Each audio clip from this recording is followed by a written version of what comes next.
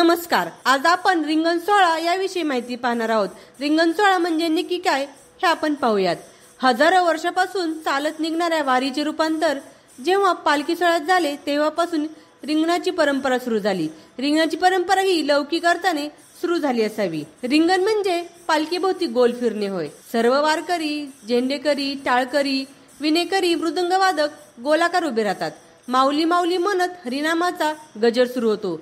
टाळ मृदुंगाच्या एकाच तालात आणि एकाच लयीत वारकरी नाचू लागतात। यानंतर दिंडीतील अश्व गोलाकार फिरत पालखीला प्रदक्षिणा मारतात। अशा पद्धतीने हा रिंगण सोहळा पार पडतो। रिंगण होतच महिलांच्या फुगड्या तसेच पुरुषांच्या देखील फुगड्या असे अनेक खेळ खेळले जातात। आता आपण रिंगण सोहळ्याचे व्हिडिओ पाहूयात। रंगी तुझ्या सोहळ्याच्या